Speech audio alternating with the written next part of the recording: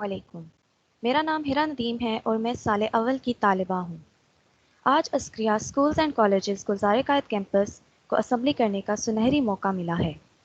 جیسے کہ ہم جانتے ہیں کہ ہم مسلمان ہیں تو ہمیں اپنے دن کا آغاز بھی اللہ تعالیٰ کے بابرکت نام سے شروع کرنا چاہیے۔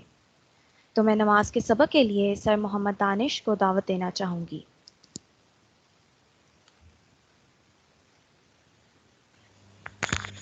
السلام علیکم ورحمۃ اللہ وبرکاتہ۔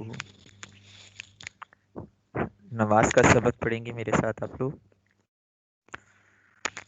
اللہ اکبر، اللہ سب سے بڑا ہے۔ سبحان ربی العظیم،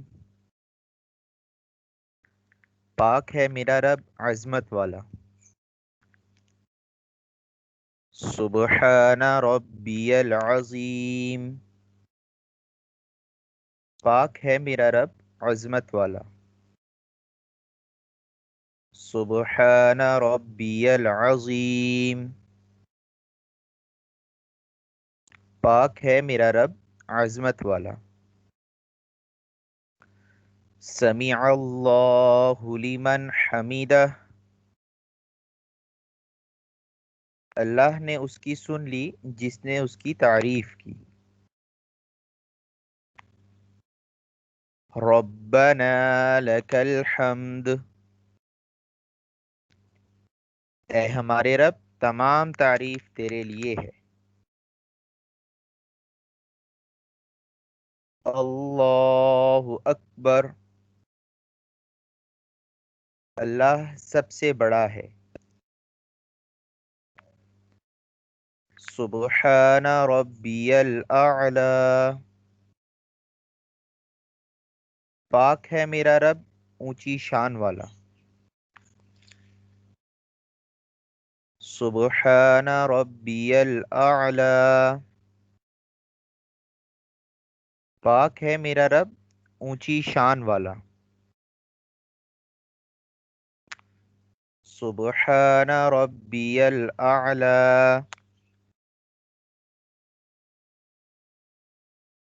پاک ہے میرا رب اونچی شان والا۔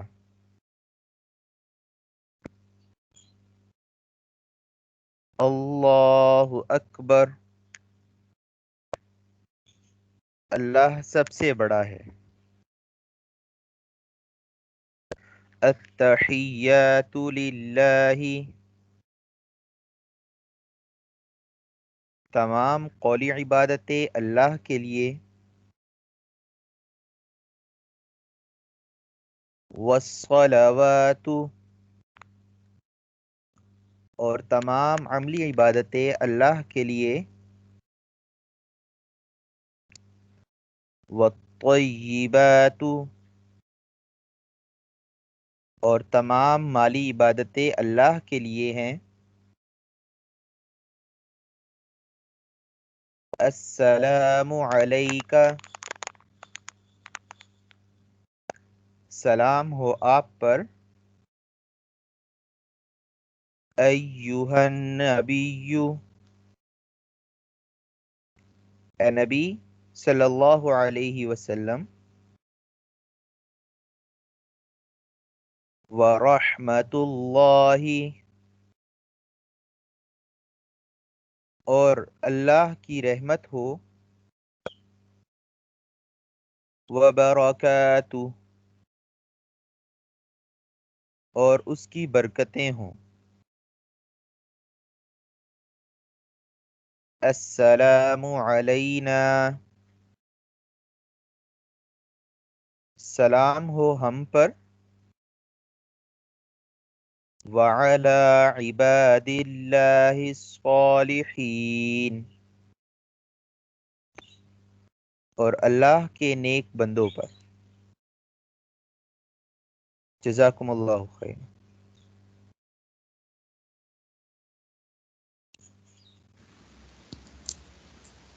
اب میں قرآن پاک کی تفسیر کے لیے بوائز کیمپس کے سر محمد ادریس صاحب کو دعوت دوں گی۔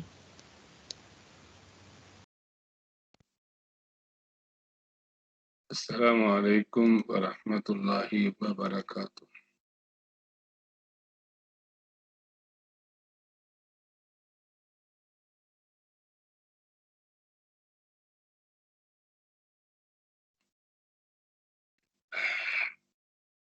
بسم اللہ الرحمن الرحیم۔ ہم نے سورہ فاتحہ کا ترجمہ ایک نظر دیکھا تھا، اور گزشتہ کل ہم نے سورہ فاتحہ کے فضائل کے بارے میں کچھ بات کی تھی۔ ہم جب قرآن پاک کی تلاوت کرتے ہیں تو اس میں سب سے پہلے ہم اعوذ باللہ من الشیطان الرجیم پڑھتے ہیں۔ اس کو تعوذ کہتے ہیں، اور اس کے پڑھنے کی وجہ یہ ہے کہ اللہ تبارک و تعالی نے خود یہ حکم ارشاد فرمایا ہے کہ فَإِذَا قَرَأْتَ الْقُرْآنَ فَاسْتَعِذْ بِاللَّهِ مِنَ الشَّيْطَانِ الرجیم، کہ جب تم قرات کرو، قرآن پاک پڑھو، تو اس وقت اللہ سے درخواست کرو کہ اللہ شیطان سے جو اس کی رحمت سے دور کیا ہوا ہے، شیطان مردود سے اپنی پناہ میں لے لے، کیونکہ ایک بہت بڑا کام ایک ایسی کتاب کی تلاوت سے مقصود تو آگے انشاءاللہ یہ باتیں آتی رہیں گی کہ خالی تلاوت نہیں ہوا کرتا، بلکہ اس سے نصیحت حاصل کرنا، سیکھنا کہ اس میں اللہ نے ہمیں کیا پیغام دیا ہے، پھر اس کے مطابق زندگی گزارنا، اور دنیا کی زندگی کو بھی ٹھیک کرنا، اور اس کے نتیجے میں آخرت کی زندگی کی کامیابی بھی حاصل کرنا مقصود ہوتا ہے۔ اتنا بڑا کام، اتنی عظیم کتاب کو انسان پڑھنا لگا تو یقینی بات ہے کہ انسان کا سب سے بڑا دشمن جو ہے وہ اس میں کوشش کرے گا کہ کسی طرح اس کی توجہ کہیں اور کرے، اس کا ذہن کہیں اور لے جائے، اس کو ہدایت حاصل نہ کرنے دے۔ اگر یہ کوشش کرے ہدایت کرنے کی، حاصل کرنے کی، اول تو ذہن ادھر نہ آنے دے، اور اگر ذہن ادھر آئے تو پھر اس کے سمجھنے میں گڑبڑ کرے، یعنی شیطان اپنی پوری کوشش کرے گا رکاوٹ ڈالنے کی۔ تو اس لیے کام شروع کرنے سے پہلے ہی یہ سکھا دیا گیا کہ اللہ تبارک و تعالی سے انسان درخواست کرے کہ اللہ مجھے اس شیطان مردود سے بچا کے اپنی پناہ میں لے لیجیے۔ یہ اسے تعوذ کہتے ہیں، اعوذ باللہ من الشیطان الرجیم، یعنی یہ پڑھنا، یہ جو اللہ سے درخواست کرنا ہے، اس کو تعوذ کہتے ہیں۔ اور تعوذ جو ہے یہ بجماع امت، پوری امت کے نزدیک قرآن پاک کی قرات، قرآن پاک کی تلاوت سے پہلے، چاہے وہ تلاوت انسان نماز میں کر رہا ہو اور چاہے نماز کے بغیر کر رہا ہو، جب بھی تلاوت کر رہا ہو تو اس وقت پہلے اعوذ باللہ کا پڑھنا یہ سنت ہے۔ لیکن یہاں ایک مسئلہ یاد رکھنا چاہیے کہ یہ جو تعوذ کا پڑھنا ہے یہ قرآن پاک کے ساتھ مخصوص ہے، اور کاموں کے لیے نہیں ہے۔ ہمارے ہاں معاشرے میں کئی مرتبہ یہ دیکھنے میں آتا ہے کہ بڑے بڑے لوگ جب کوئی تقریر کرنے لگتے ہیں یا کچھ اور ایسے، تو اپنی طرف سے وہ نیکی کا جذبہ ان کے ذہن میں ہوتا ہے اور وہ تعوذ پڑھتے ہیں پہلے، حالانکہ تعوذ کا پڑھنا یہ صرف قرآن پاک کی تلاوت کے لیے خاص ہے۔ باقی جتنے کام کیے جائیں گے ان کے شروع میں اللہ کا نام لیا جائے گا، یعنی بسم اللہ پڑھی جائے گی۔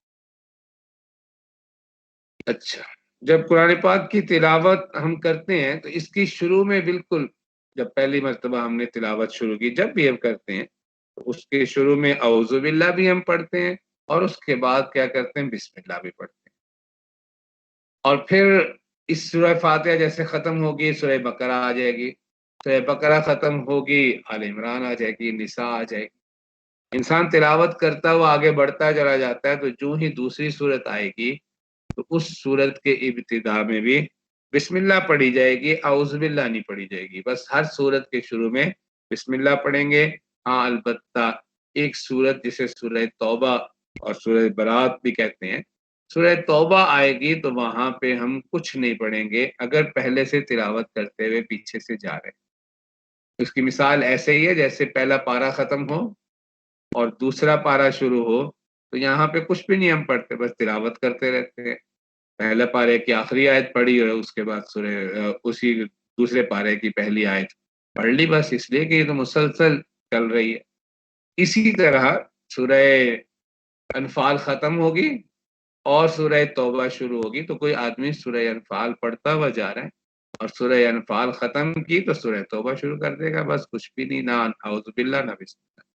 لیکن اگر آپ قرآن پاک کھولیں اور سامنے آپ کے سورہ توبہ ہو، وہیں سے آپ نے تلاوت شروع کرنی ہے، تو پھر وہی عام اصول ہوگا کہ ہم جب بھی قرآن پاک کی تلاوت کہیں سے بھی شروع کریں تو اس کی ابتدا میں اعوذ باللہ پڑھی جائے گی، پھر بسم اللہ پڑھی جائے گی، پھر تلاوت کی جائے گی.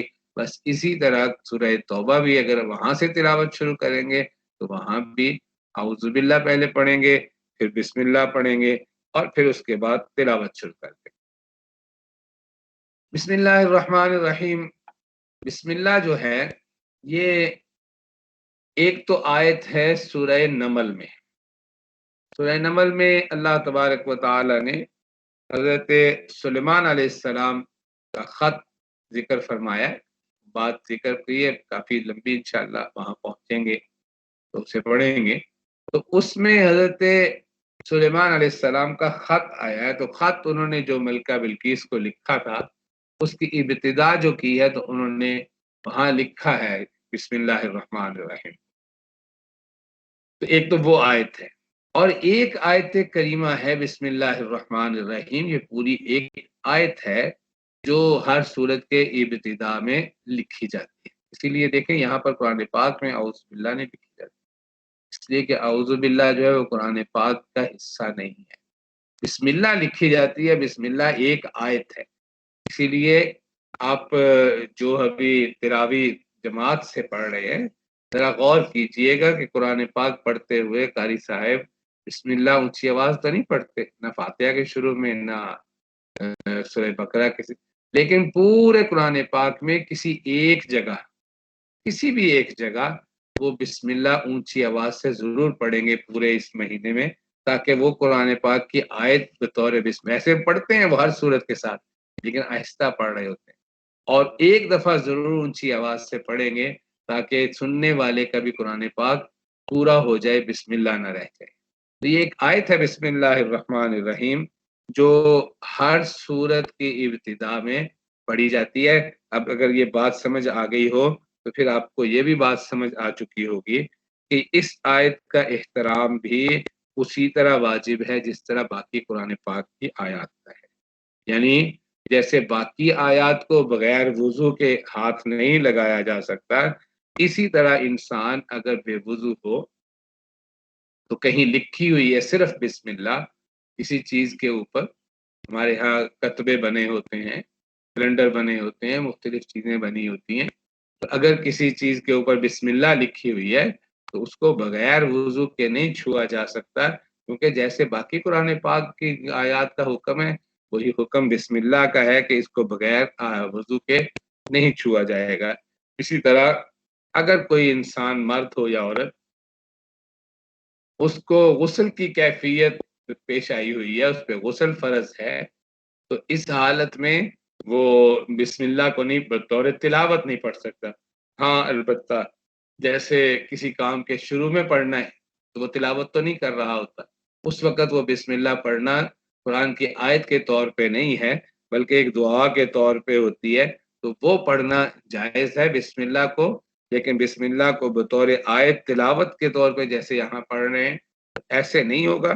ہاں البتہ کھانا کھانے لگا اور وہ اللہ کا نام لے کے شروع کرتا ہے تو وہاں بسم اللہ کہتا ہے تو ٹھیک ہے، وہ اس کو پڑھا جا سکتا ہے.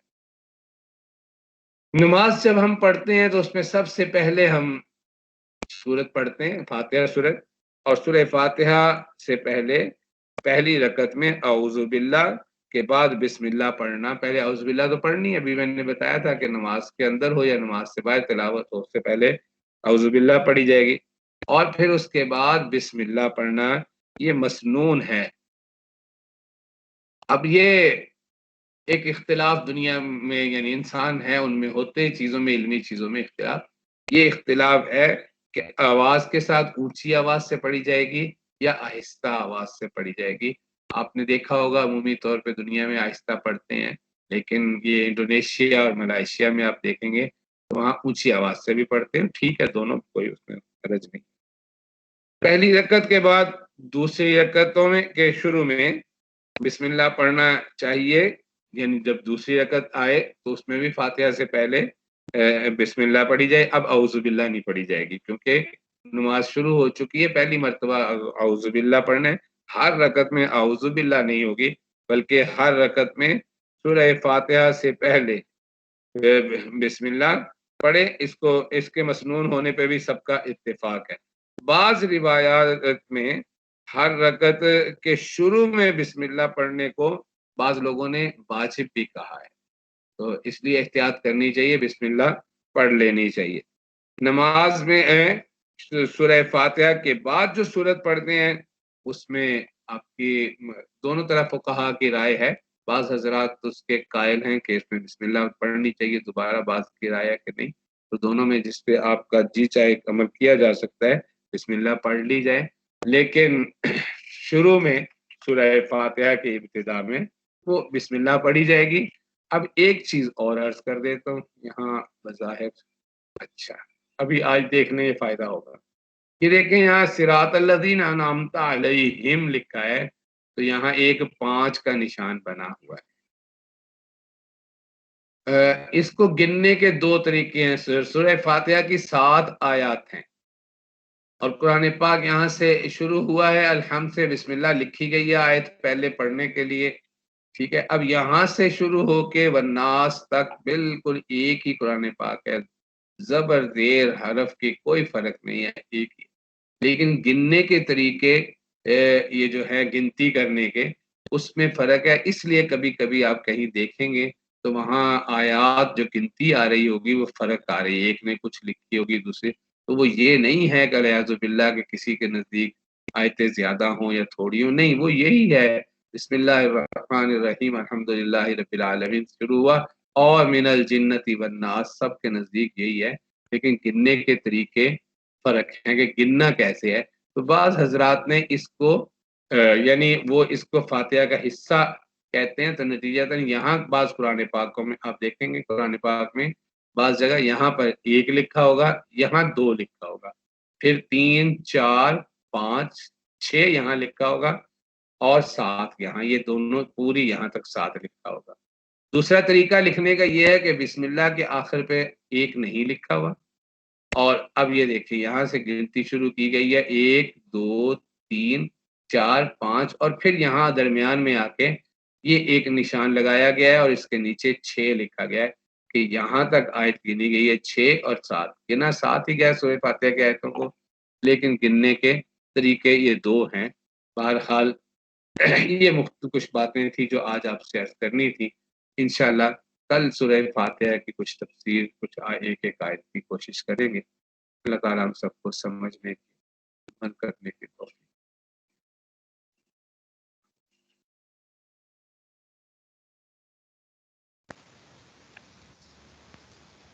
آج 21 اپریل شاعر مشرق علامہ اقبال کا یوم وفات ہے، تو اسی مناسبت سے آج کے پیغام بھی اقبال کے شاہینوں یعنی نوجوان نسل کے بارے میں ہے.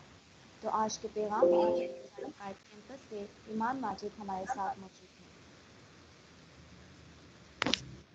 آج شاعر مشرق علامہ محمد اقبال کا یوم وفات ہے، اس لیے علامہ اقبال کو خراج تحسین پیش کرتے ہوئے میرا آج کا پیغام بھی اسی حوالے سے ہے. اقبال کو نوجوان نسل سے محبت تھی. آپ ملک کے نوجوانوں کو شاہین بچے قرار دیتے ہیں جو اگرچہ شاہینی صفات رکھتے ہیں، لیکن بدقسمتی سے ان کو مناسب تعلیم و تربیت نہیں دی جاتی، جس کی وجہ سے ان کا دماغ کند ہو جاتا ہے. لیکن حقیقت میں نوجوانوں میں بے تحاشا خصوصیات ہیں، صرف ان خصوصیات کو ابھارنے کی ضرورت ہے. اقبال نے اس لیے ان نوجوانوں کے لیے شاہین کی علامتی حیثیت استعمال کی ہے، کیونکہ اقبال جمال سے زیادہ جلال پسند کرتے ہیں. ظفر احمد صدیقی کے نام اپنے ایک خط میں لکھتے ہیں، شاہین کی تشبیہ محض شاعرانہ تشبیہ نہیں ہے، اس جانور میں اسلامی فکر کی تمام خصوصیات پائی جاتی ہیں۔ خوددار اور غیرت مند ہے کہ اور کے ہاتھ کا مارا ہوا شکار نہیں کھاتا، بے تعلق ہے کہ آشیانہ نہیں بناتا، بلند پرواز ہے، خلوت نشین ہے، تیز نگاہ ہے۔ یعنی اقبال کو شاہین ایک بلند پرواز، بے نیاز، غیرت مند، تیز نگاہ اور خلوت نشین پرندے کی حیثیت سے پسند ہیں۔ اقبال کے نزدیک یہی صفات ایک مرد مومن کی ہیں، اور وہ تو جوانوں میں بھی انہی صفات کو دیکھنا چاہتے ہیں تاکہ وہ معاشرے کے بہترین افراد بن سکیں۔ عقابی روح جب بیدار ہوتی ہے جوانوں میں، عقابی روح جب بیدار ہوتی ہے جوانوں میں، نظر آتی ہے ان کو اپنی منزل آسمانوں میں۔ نہیں تیرا نشے من قصر سلطانی کے گنبد پر، نہیں تیرا نشے من قصر سلطانی کے گنبد پر، تو شاہین ہے بسیرا کر پہاڑوں کی چٹانوں میں۔ شکریہ۔